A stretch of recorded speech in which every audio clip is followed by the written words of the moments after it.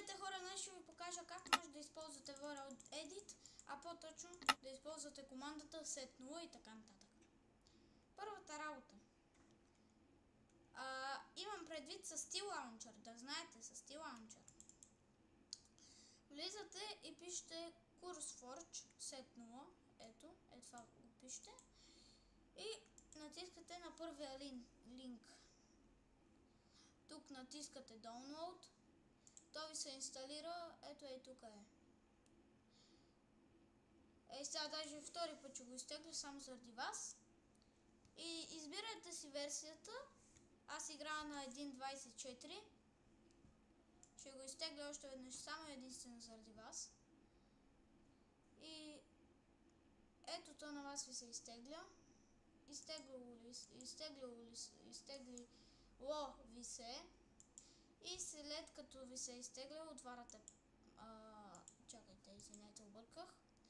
Отваряте една много нужна папка, а по-точно отваряте T-Launcher ви. След като ви се отвори T-Launcher,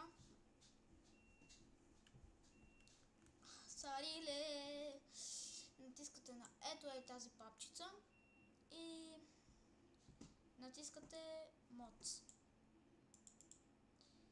И тук взимате и правите от така екранчето и World Edit го слагате тук. Аз вече имам, затова го изтривам този World Edit и го слагам в Minecraft.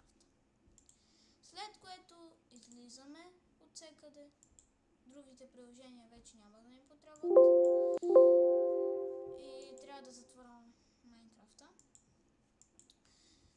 И след като сте направили цялата тази работа, натискате влезте в играта. Сега ви се отваря играта. Ето. На мен така ми се отваря спокоте. И прогрес само са такова.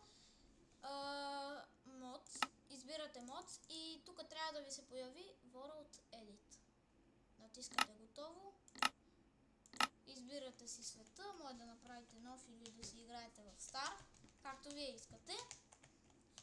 След което взимате си брадвата, дървената и с...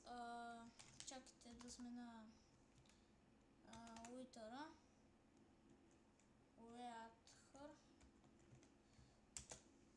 Clear. Най-ясно. Така. Избирате си къде искате да таковате. Например, с десния бутон. Ето. На мишката. Едно. Така. Така. 1, 2, 3. И така. Пишете set 0. Чакайте, трябва с копче едно.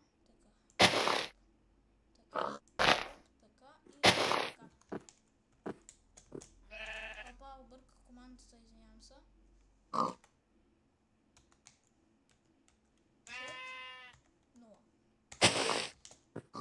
И по принцип трябва да ви се такова повече блокчета, но аз съм такова заради това. Направил съм една грешка, заради това е така. А от мен чао, а вие се абонирайте за канала и поставете лайк на видеото.